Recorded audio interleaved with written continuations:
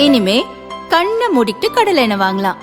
ஏன்னா மந்த்ரா கடலை எண்ணெய் இதயத்தின் தயாரிப்பு. வறுக்க பொரிக்க ஏன் எல்லா சமையலுக்கும் மந்த்ரா தான். மந்த்ரா கடலை எண்ணெய், அபார ருசி, ஆரோக்கியமான உடல் நலம். இஸ்ரேல் தனது எதிரி நாடான ஈரானை அமெரிக்கா துணையுடன் தாக்கி வருகிறது. இதனால் கடும் போர் வெடித்து மத்திய கிழக்கு ஆசியாவில் பதற்றமான சூழல் நிலவி வருகிறது. இந்த தாக்குதலால் ஆவேசமான ஈரான் இஸ்ரேல் மீதும் அமெரிக்க படைத்தளங்கள் இருக்கும் நாடுகள் மீதும் சரமாரியாக ஏவுகணைகள் மற்றும் குண்டுகளை வீசி தாக்கி வருகிறது. இதற்கிடையே துபாய் சர்வதேச விமான நிலையம் மற்றும் அபுதாபி ஏர்போர்ட் மீதும் ஈரான் பயங்கர தாக்குதல் நடத்தியது.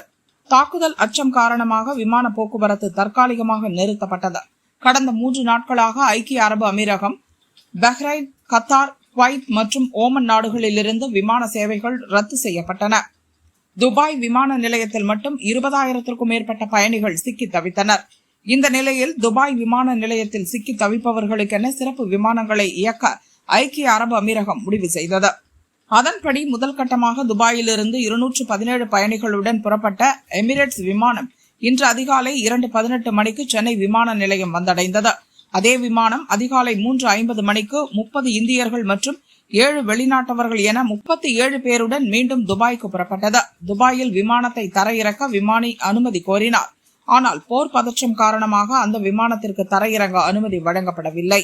இதையடுத்து வானில் பறந்தபடியே யூ டர்ன் போட்ட எமிரேட்ஸ் விமானம் மீண்டும் சென்னைக்கே திரும்பி வந்து பத்திரமாக தரையிறங்கியது.